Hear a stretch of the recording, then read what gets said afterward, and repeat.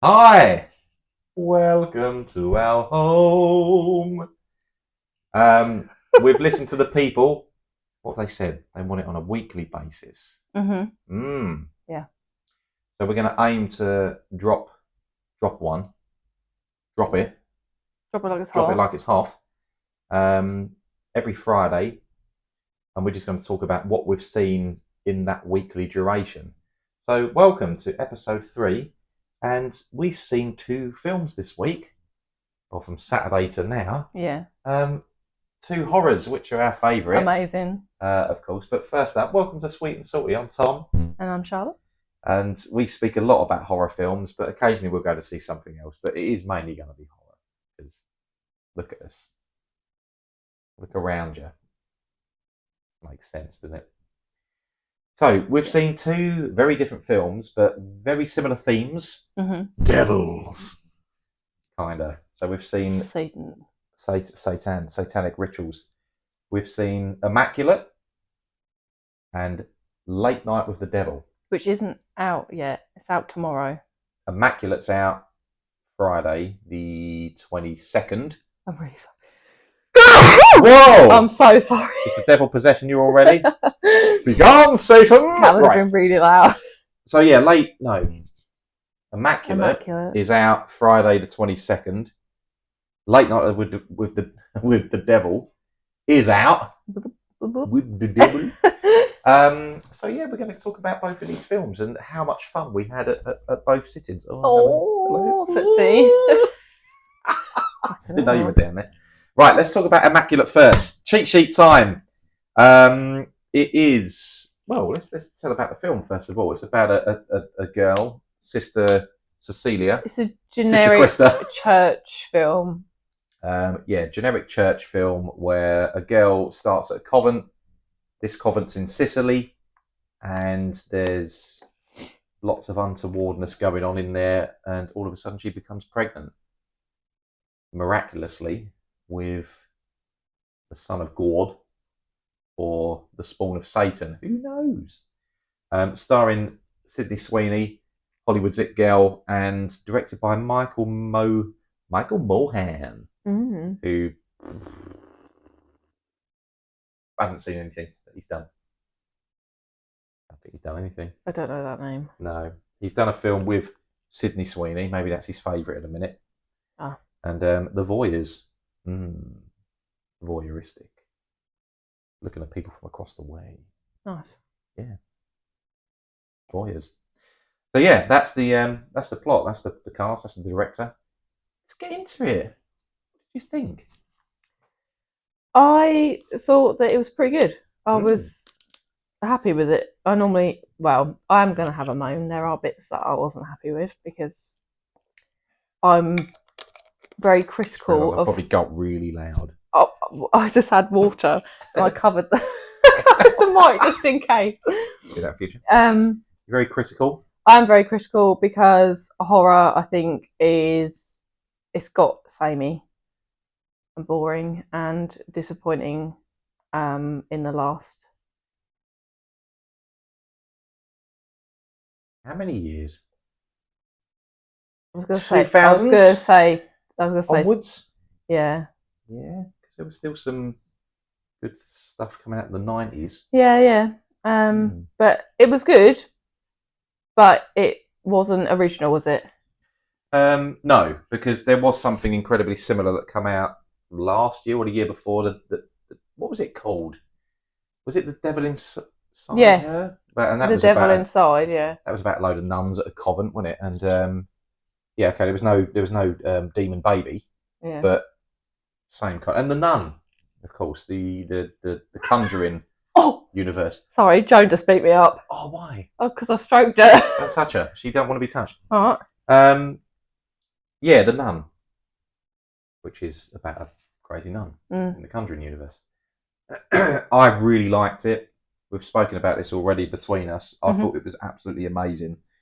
It had a sense of 1970s giallo slasher flicks where there's a lot of blood, and it was. We sat there. I love that. So I was so impressed. And the 18 rating come up on the screen, and we were like, "Ooh, Oh, there's no 18s anymore. I don't even know the last time I saw an 18. It's all 15s. Not a recently made one anyway. No. Everything we've seen recently has been a 15. In terms of horror, especially the Blumhouse stuff, because they just want to make money. They just want to get bums on seats, and those kind of films, as we mentioned in the previous video, or the previous two, it's just catered for the masses, isn't it? Whereas these are a bit more niche. As horror fans, we know what we want. We want to be scared. We want originality. We want gore, but not over the top gore like Saw or Hostel. We want it to be realism because we want to feel scared. I think I've said this before, that stuff isn't realistic in terms of like possibility, because I think that is what scares people, is that knowing something is a possibility. Yeah. So when things are like really over the top, like I am going to upset a lot of people. I don't like Saw. I never have.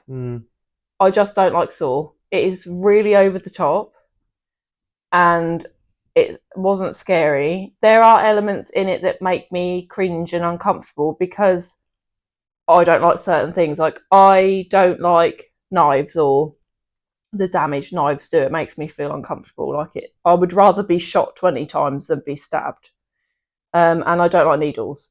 But I'm really sorry. There's a bird out there with where did he get that from? What's he got? Oh, he's just dropped it now. Like a whole bunch of feathers. Oh. And he is the tiniest bird I've ever seen. Anyway, sorry. Yeah, needles. I don't like needles. No. But that's a me thing. Apart from that. Yeah, we were terrible during COVID. We had our jabs, but I only had one. Yeah, but still, it was. You're meant to have like 4. Trying to get me in there was tough. I didn't want to see that needle. So yeah, I just thought it was boring. Like it could have just been a couple of episodes of like Law and Order or NCIS or something. Right? It didn't need. It didn't need. I don't think it needed it. And why are there so many? Like, why did it keep going on? Yeah, there's like 11 now, isn't there? Yeah, and I think I got up to number 6, and then I just gave up. The first one's really good. It's like a more extreme version of 7. And the big twist at the end. The first one normally is good. Yeah. But the second one is really good. That's the one where it's kind of, they've captured him and you're watching others in a house and he's caught them all in one big house. And again, the big twist at the end of that was great. I like that one, but then everything else afterwards was just I think I've seen rubbish. 1 to 5. Yeah, you don't need to see any more. No. But going back to this, I was scared. Okay, there were jumpy bits, but there were times when I literally closed my eyes because nuns coming at your face in front of you. But it starts off, there's a scene where a nun's trying to escape. They capture her, they break her leg, they bury her alive. Someone gets their tongue cut off. There's loads in it. And it is eerie. It is, because I like the setting. So it is. It's quite dark. Yeah, we mentioned like the reference to Hereditary. There's that one scene where she's in her bed and you can hear something creeping around and you can see something standing in the doorway and it's so quiet. And she flicks the light on and of course it's gone. And as she turns the light off, you're expecting it to be boom right in your face.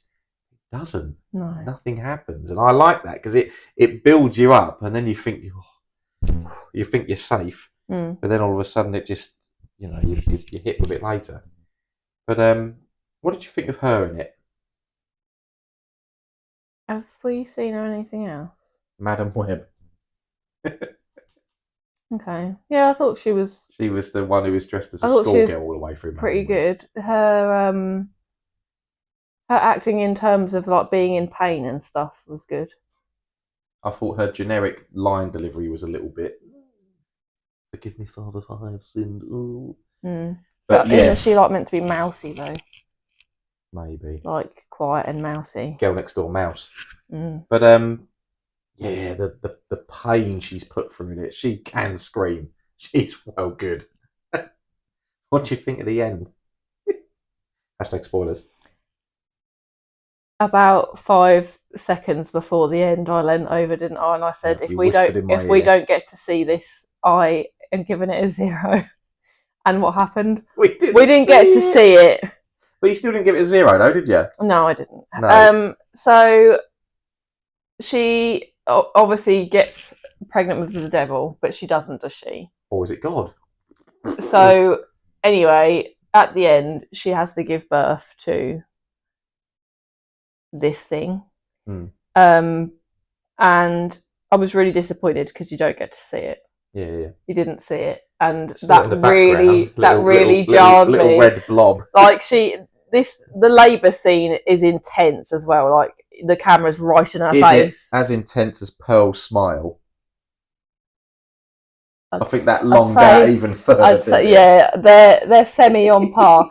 But I was just so disappointed because this labour scene was really intense and in your face, and then you hear it like fall out because she's standing up, so you hear it fall out, and then it starts making these weird noises, and you know that it's not a normal healthy baby. You can hear that it's not. So yeah, I lent to you. I went, if we don't get to see that, I was not happy, and you don't get to see it. It's just like a red, bloody, out of focus thing in the background, and then. I love the ending. I like endings like that. Yeah, where it just abruptly ends. Well, I liked what she did. But as for not seeing it, I was a bit unimpressed. You like puppetry and stuff, don't you? You want to see these weird. Oh, I things. love weird. I just love weird. I love seeing it all. I love seeing weird. Yeah, I love seeing it all. Just a bit sad. No, I liked it. And what are you giving it out of popcorns? I'm gonna give it a 4. You were a 4. I was a 5 because it could be horror movie of the year. Is he coming up? Come to beat my foot up. Oh, Momo. He'll get down. I'll see you later. Thanks for popping in. Joe! Whoa, fight night. Oh my god. You guys. That still might continue. How many horrors have we seen this year? I can't go to the phone because it's recorded. This year? We've seen a lot already. Oh, Growly Cat. Joan? Yeah, this is one of my top horrors, definitely, of the year, and it's going to remain there for some time because I kept thinking about it the days after, and I'm still like, I'd watch that again, like now. Good film. It's not too long. Keeps you on your toes. It's scary. Will anyone see it? I hope people do. I've had quite a few messages on my Instagram from people asking if we're seeing it, and people have started sending me things like, are you going to see this? Are you going to see that? Keep sending stuff. Which I appreciate because it means people are engaging, which is nice to know. So yeah, I hope people do go and see it because I think it's worth seeing. Yeah, definitely. And let's go on to something else that's definitely worth seeing. Yeah. Late Night with the Devil. Now this is great because loads of people have been asking you, haven't they? Have you already seen it? And we have. We watched it, 2 nights ago? Yes. Yeah. We get to see it early because we're special. Oh no, this was just generic release. However, it wasn't. It wasn't a I'm special. Sure when no, it's on all someone week. messaged me saying that it wasn't out. No, it's definitely out. Oh, was it the other one? Immaculate wasn't out. Right. This is definitely out. This is out. Now, let's talk about our experience of seeing this before we go into it. So we go to Cineworld, so a local movie place. We go as much as we can because obviously we're paying less for it, so it's fun. And they've got smaller screens, and you can only probably fit 40, 50 people in there maximum. Yeah. Yeah, so they're quite small. There are some decent sized ones. There's an IMAX and other stuff as well. But this was a small screen, so we always book the tickets in advance. When we book, we're first to choose. Yeah. But this was absolutely heaving. It was really busy. Absolutely I didn't rammed. think it would be because No. I don't know how many people know about certain things. So, for example, this was Shudder. Yeah. Shudder original, isn't it? Not just Shudder. Well, no, there's about 40 other companies. Jesus. At the beginning, you get your 20th Century Fox logo, you get your Universal logo. But this had literally 8 companies bringing it to the screen, and it just kept going, and it was kind of like a spoof. At first, I thought, are they taking the piss? But no, literally 8 companies. Shudder were the main one, which is the horror streaming service, which is on Amazon Prime. Yeah, so it is a Shudder original. But do you know it was released last year? What? Yeah. On Shudder? No, it's not on Shudder. It may have been in America. Right. So we're obviously in the UK, hence our gorgeous accents. But we use Letterbox and we add movies, and it puts it in kind of like a diary order of when you watched it, but also it can put it in a timeline order of when the films were made. So most of what we've been watching recently has been in the 2010s. We need to go back a little bit further. We've barely touched the 80s this year. A couple in the 90s, but yeah, it's mostly been the millennium onwards. But yeah, it come up. I was like, why is it not at the top? It's right I'm really down. sorry if you can hear my tummy rumbling. The mic will pick that up. Should have had a snack. Yeah, so apparently it was out last year. It may have been in America. We don't know. You tell us. But it's only just come out in the UK over here. But we've seen, as I said, we've seen a lot of films recently. We've seen a lot of horrors at the cinema. There are trailers, and that trailer was shown quite often. Yeah. So is the power of the trailer bringing people in, or is it people like us that are doing their research where we know what we want to see?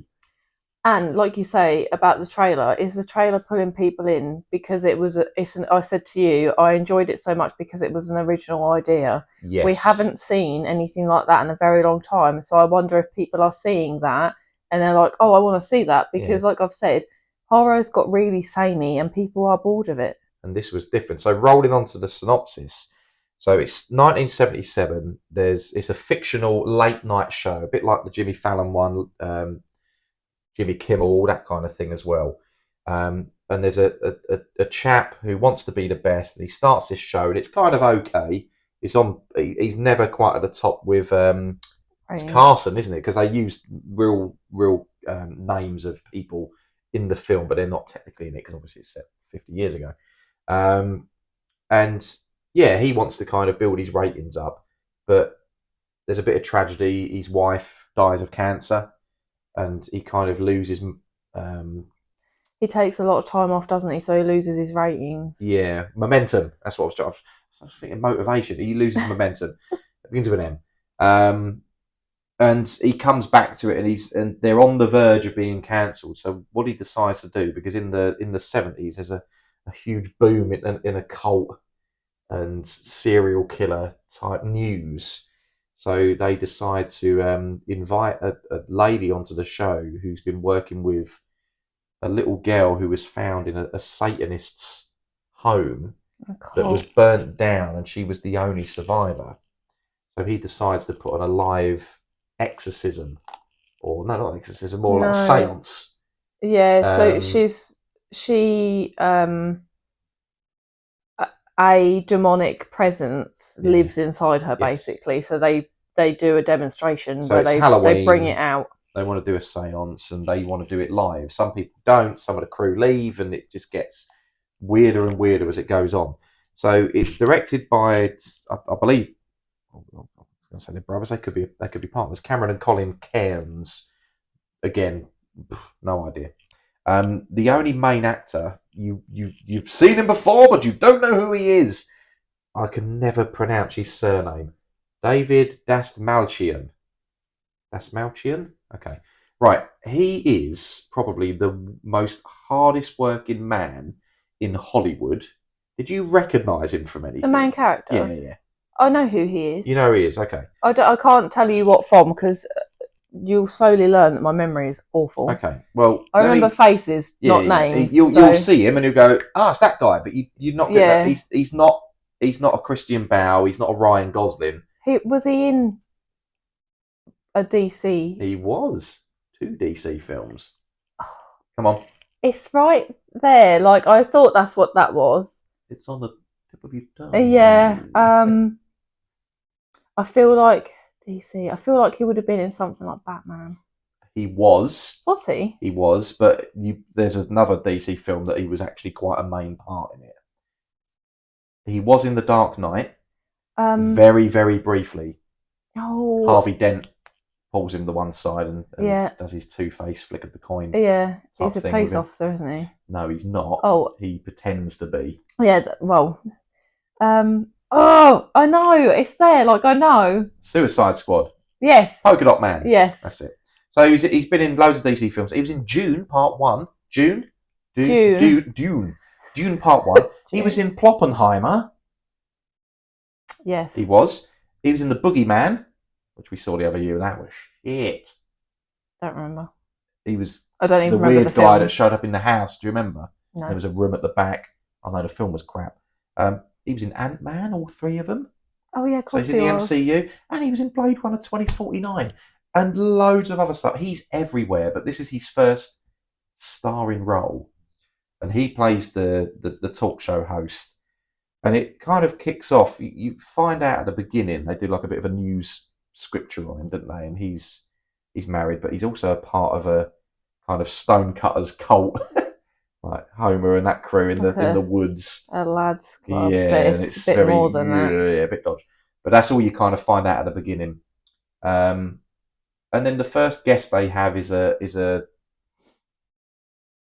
what was Derek Acora? A medium, psychic medium. That's it. And he comes on and he tries to figure out some names in the crowd, and he keeps mucking it up. It's not real, is it? But then he eventually finds one, and it seems half right, half not. But then he kind of gets possessed slightly. Yeah. Puking black crap everywhere, and they usher him out. They bring in a guy who is a skeptic, and he's just trying to prove everyone wrong. He's a skeptic. But he was a magician, wasn't he? He's like an ex-magician. Yeah. So he knows all the tricks and stuff. I thought he was good. So he's just like, nah, this is all bollocks. But then they bring the girl out with the female that wrote the book, who's trying to, and of course she gets possessed. And it's just bizarre. It's great. It's filmed rubbish like it's supposed to be. You're supposed to be watching the show, so it's all grainy. Yeah, it's meant to be like an old school TV show. There's behind the how scenes. we're watching it. Like we're sat on the sofa watching it happen. And the screen was smaller as well. It wasn't wide. It was as it was. The behind the scenes stuff is all shot in black and white because it's supposed to be someone following them around with a camera. The effects are great. They're practical. A bit with the worms. Phenomenal. It's gross. It's gory. It's not scary. I don't think I was. No, it wasn't scary. Scared watching it. Not like with Immaculate. I was. I don't think it was meant to be.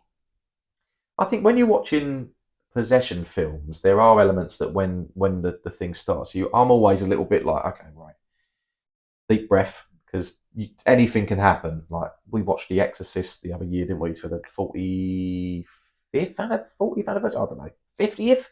Christ knows, big long time. 50th it might have been, and even seeing that a million times, I was still scared of watching that. I know you're different, but it is really well done. I think I'm just really desensitized. That was the grandmama though. That's where it all kicked off. I'm so sorry if the mics are picking up. Joan's got a plate of biscuits on the stairs, and the fish is. Cleaning. I've never known a goldfish so strong in my whole life. He's just moving rocks around. He's doing what you do in the tank. Feng shui. Rearranging. Yeah. What do you think? I really liked it. I think it's one of my favourites as of recent. You like originality. I do, yeah. Like yourself. Right, what are you giving it? I'm going to give it a 4.5. Oh, you're really funny with your fives though, aren't you? Yep. Still yet to be a film that blew you away. I'm going to give it... Alien can have 5 all day long. Yeah, but the old... All right, but I haven't given anything a 5. Yeah, I haven't given anything a 5. You've not seen anything a 4. Oh my God, that is amazing. No. But I haven't. That's the problem. But I haven't. Nothing's blown me away. What did I give June? I think you gave that a 4 or 4.5. So yeah, because I was really happy with that. Like impressed with that. Well, I'm going to give this a 4.5 as well. So I think it definitely deserves it. it hopefully will continue to draw a crowd. Hopefully they'll start showing it in bigger cinemas. Yeah. Because as we said, it was packed and there was all manner of peoples. There was you were having the time of your life. I am a people watcher. There was a very random array of people in the cinema that night. There, sat next to us, was an older gentleman and his mother who bought a packed lunch. Who was quite old herself. Yeah, they bought a packed lunch. And they were sat eating sandwiches next to us. And then there were a couple of couples. Yeah, there were a couple of couples. There were a couple of loners. But the one that, do you know what always surprises me in films like that or horrors in general is, no offence, chavs. Oh. Like sporty chav boys. Yeah. Because I just don't, like, you know, the sort of lads that play football and stuff, I just don't, maybe I'm stereotyping here, so slap your wrists. But yeah, I just don't, it always shocks me. I just find that men that like football don't really have much personality, so it's always a shocker when they like horror. And walk out like they did with Immaculate. Oh yeah, the couple in front of us got up and walked out. When she was too busy sicking up a tooth, they were like, "No, it wasn't even that. I'm out." It literally didn't even sit. She pulled it out. She was sick, and then she just spat it out. Yeah, so it wasn't like awful. Walkouts are hilarious. Have you ever walked out of a film for any reason? No, have we?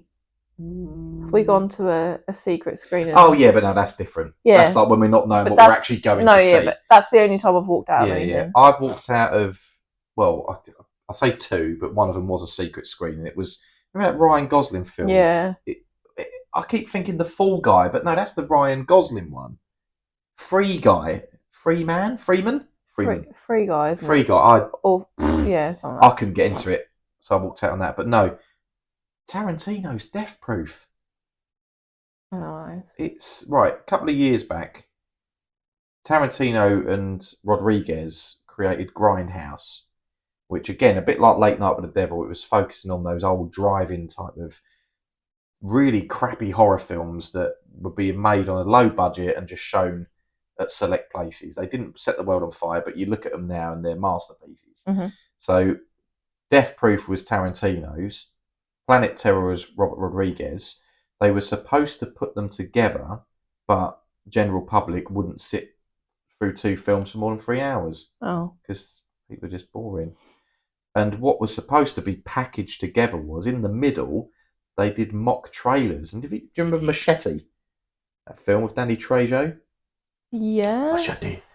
That was a fake trailer.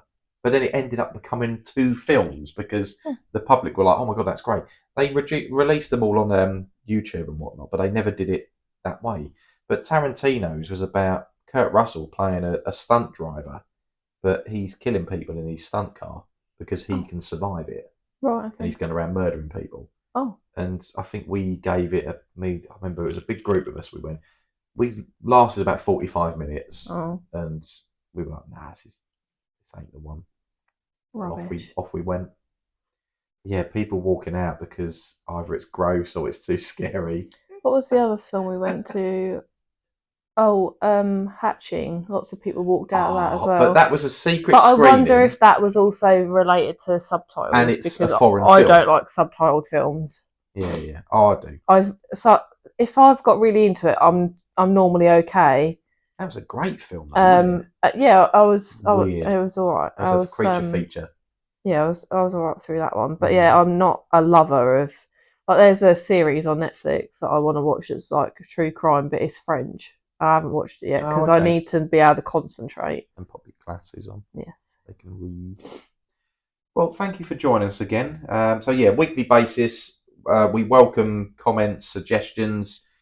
We're probably going to watch other films because we always go to the cinema every week. If not, we'll just probably come on and just have a chat. Maybe we'll do some top 10s or something, or any suggestions that you guys and gals have got. In the weeks that we're quiet for cinema, we'll do other bits. Yeah, we'll just have a little generic chat. We had a couple of weeks back where it was quite quiet. We didn't go and watch very much. We've got a lot coming up though. Yeah, because a lot's coming out. So next Fridays is probably going to be Drive Away Dolls, which we're seeing today. Mm-hmm. and Ghostbusters, Frozen Empire, which we're seeing tomorrow, but the reviews are coming out and it ain't looking good. I didn't think they were going to be good. I'm trying to steer clear from it because Ghostbusters is a part of my childhood, so I'm still going to go see it. And then we've got the Amy Winehouse one. That's into April. Mm-hmm. That's before we go on our jollies. So yeah, there's got to be stuff coming up. But yeah, with both of these, Immaculate, I think we're putting a 4.5. Mm-hmm. And same with Late Night with the Devil. So 2 new horror films. Go out and see them. They are really good. Go with your mates. Go with your partner. Go on your own. I used to go on my own and watch scary films. I saw Midsummer on my own. Killed me. Absolutely killed me. But go with a group. It's more fun. You all have a laugh. You can all jump and giggle and throw your popcorn everywhere. And yeah, they're great films. Don't wait for them to come on telly. Watch them on the big screen. It's exciting. Yeah, I think it's loud. really sad, like that people wait for something to come out on the television. But then people are moaning, it costs too much.